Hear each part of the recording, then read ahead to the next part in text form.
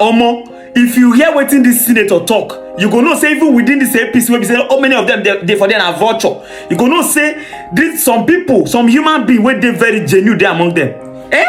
I no believe say APC get people wey be like this man. I no believe for my life say inside the APC we fit see somebody wey dey truthful, wey fit talk truth, see truth, admit say this one na be the truth. Listen to this man. Just hear wetin senator, APC senator dey talk for national TV. He admit say the youth, the middle class and the average earners say the outcome of the presidential election shows clearly that they are tired of them. He even added himself. He said these people are tired of us. I need to add myself. He said it clearly on national TV. Joined tonight by Senator Ali Ndume. He's the chairman Senate Committee on the Army and representing they will say the good people of Borno North. Thank you so much, Senator, for Borno South. Apologies. Thank you so much for coming on, and it's good to see you. I think it's the first time I'm seeing you this year. After the election. After the election. This year? Before the election? Yeah. We saw it before the election. So. All right. Thank you so much for coming tonight. I mean, you see what is playing out. First, let me start by asking you about the election, because I think we spoke before the election. What is the outcome exactly the way you thought it could be? Yeah, but there were some, actually there were surprises, some places. Which of the results surprised you? Lagos, Southeast, and... Southeast surprised you? Yeah. You thought your party could, or PDP could do anything in Southeast? No, not really. The performance of LP actually. You know, it's actually above my expectation. So they did way above. You never thought that Peter Obi could pull that string? Yeah. Even in the general election, all over, especially, you know. He had 6 million votes. Almost 7 million. Yeah. 6 points. So it's but it indicates, it goes to tell something that people really don't talk about. And that is to say, I think the signs are out there that the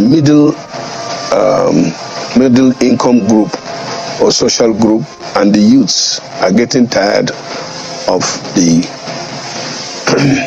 do I even include myself at the upper level, you know, 70s, 60s, 70s, 80s, who have been in the corridors of power since they were 30. You have been? Yeah, I've been in the National Assembly for 20 years, but not because I'm directly involved. The National Assembly does, you know, the quality of work in the National Assembly depends on the number of people who have the experience or ranking. That's why right now in the US Senate, the oldest senator have been there for 43 years. Joe Biden was in the Senate for 31, 32 years. And the ranking plays a great role there because we are legislators. But in the executive, you need people that are youthful, that are young, that have the energy to execute. So I mean, I'm going to come to National Assembly politics. So your candidate was declared a winner. Yeah. Although a lot of reactions have trailed it. Some people are not happy. Some of your supporters are happy. And you've seen some of the reactions. What do you make of them? The Nigerians have spoken. You see, we are trying to hype up trivialities like religion, like tribe. But an ordinary Nigerian don't buy into that. And that election results have shown that too.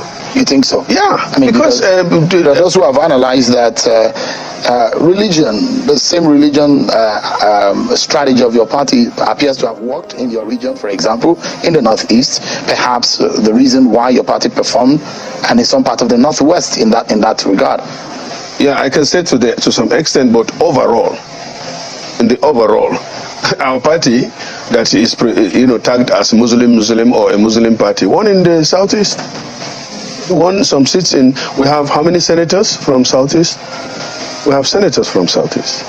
We have senators from South, and we have senators from the North Central. There is no region or geopolitical zone that the APC didn't have a candidate. Have we learned any lesson? I mean, at all? If there are the cleavages of this country has been widened by some of these very dirty parts of politics. I mean, have we as a people come out to learn any lesson at all? No, we have not. Especially politicians are banking on this to the extent that the democracy, to me now, democracy in Nigeria doesn't exist. Because I have once said it or twice here, that the whole polity, democracy has been taken over by kleptocrats and plutocrats, and now religion and tribal sentiments have been placed in it, putting democracy itself, that is government of the people, for the people, and by the people, have been put in the background. And those kleptocrats and plutocrats, and then the tribal this thing and the religious, you find people going now, instead of going to the public to campaign, they go to churches, they go to malams to go and campaign. And people can blame you and your friends for that. You are the ones playing the politics. Who are my friends? You are a politician. Yeah, politicians are always from the public. We're not from the moon. Politicians are from the public. But politician is like you. Maybe because you are not in politics, because you didn't have the chance to be. No, not because I don't want. You don't want to be a politician. Because I don't want to. I'm comfortable doing what I'm doing. So I'm comfortable being a politician too. But you guys, so why should you now come here and tell me that my own that I'm doing is not good, and I didn't complain about your own? No. The question is that you are the one raising the fact that you and your colleagues. Let's not get off the track. No, the track is that the things that have been done, during this election, which you said they are bad elements of our politics. I'm saying that, have we learned any lesson? No, we have not. That's what I'm saying. And people are emphasizing on this. Somebody was telling me just this morning, because, or was it yesterday, when I told him I was coming for this year program. I say, is this in Nigeria? He's tired. He said, if you go to America, religion is not there playing any role, or where you come from. Hillary Clinton was at one time from one state, and then she moved over to New York to become a senator. And somebody, in those days when we were not civilized, the first mayor in the southeast was a Hausa man. And at one time, a Kanuri man came to Benue because he couldn't get tickets in Borno. He contested in Benue State, and he was a member of House of Rep. The candidate of your party, Bola Tinubu, will be taking over as the next president. Yeah. To fix some of these sentiments that have largely divided the Nigerian people, what would you suggest that he should do immediately to fix these cleavages? Immediately he takes over, he should be the Bola Tinubu that I know. Married to a Christian, had when he was in government, had Christians, Muslims, Igbos, and in his cabinet. That means he can be able to carry Nigerians along.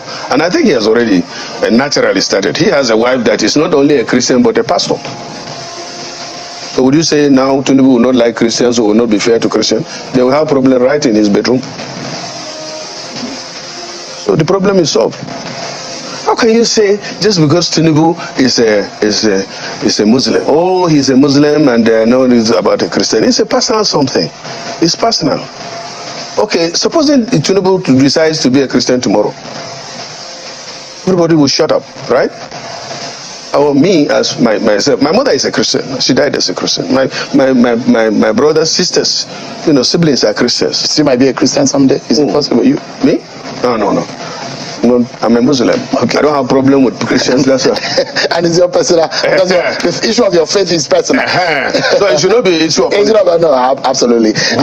In the real sense of it, should religion and ethnicity be part of our politics? That's a major factor, that we need to.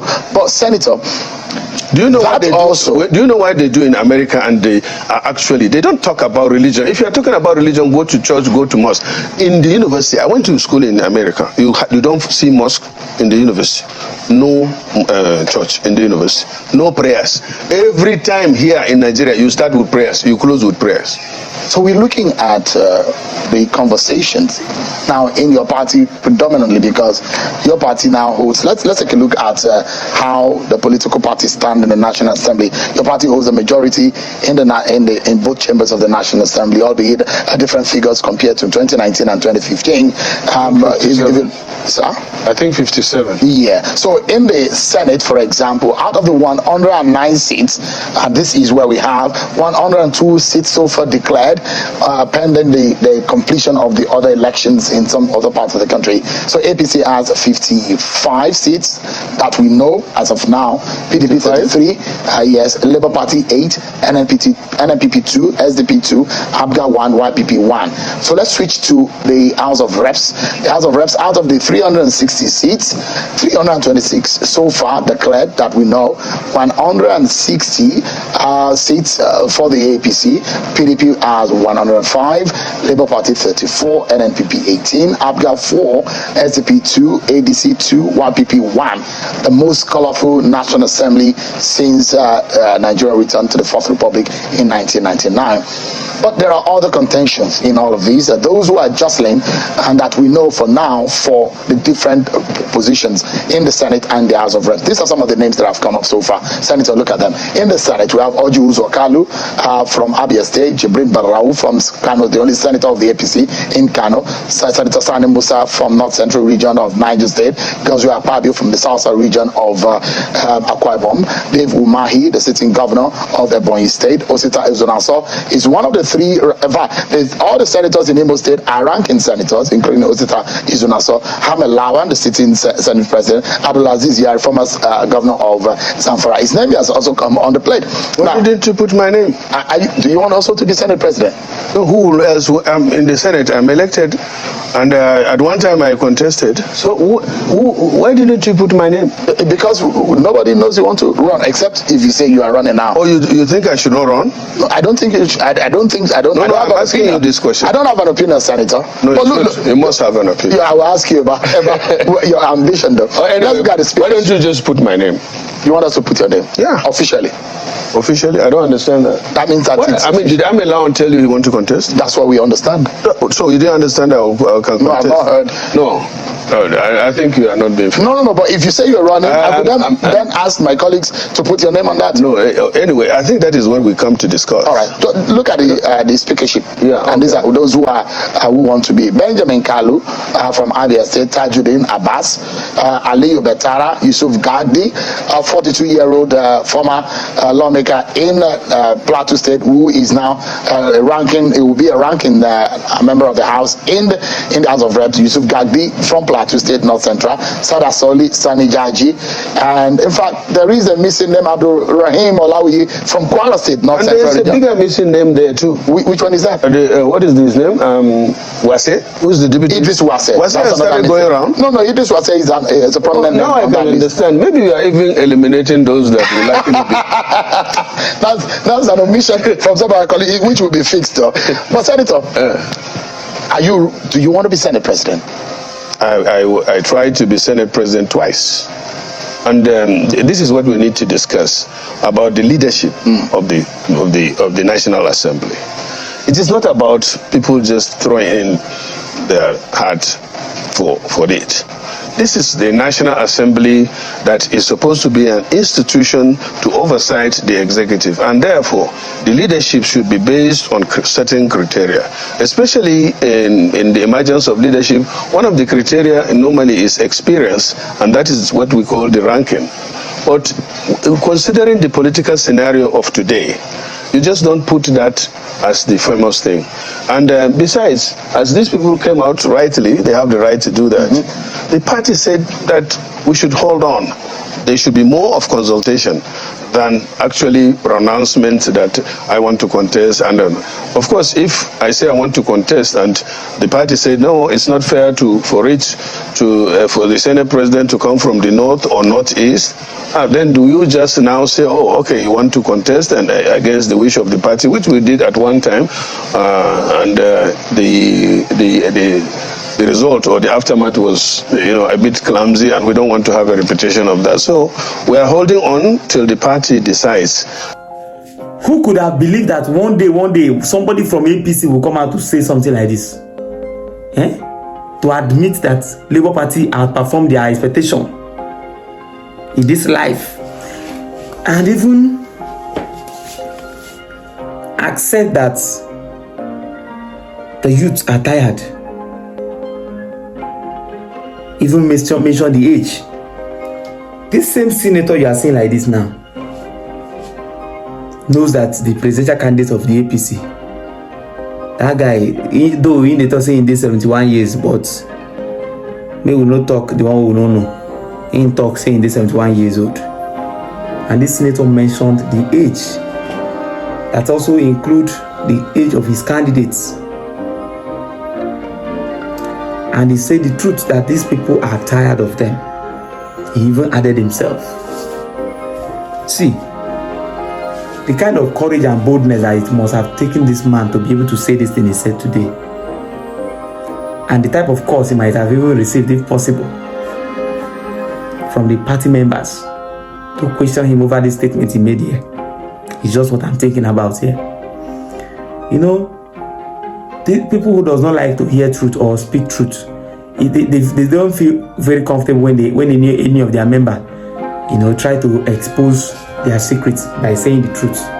This guy just said the gospel truth, and this, even from the way he speak, you will know that this one is completely different from everybody.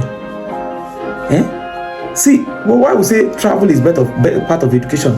He said he schooled in the US. That is why he's brilliant. Go and pick another average politician from where he's coming from now and interview the person. You will be hearing rubbish. You will hear the person saying nonsense. You will not be able to pick one single point from him. Look at the way he managed to give examples. These are the kind of people, the classes of people we want in politics. Not just greedy selfish people who just want to remain there forever. We want people that can admit truth. They see that this one is true, they admit it. Just look at this man. I'm so happy just listening to him. Just so happy.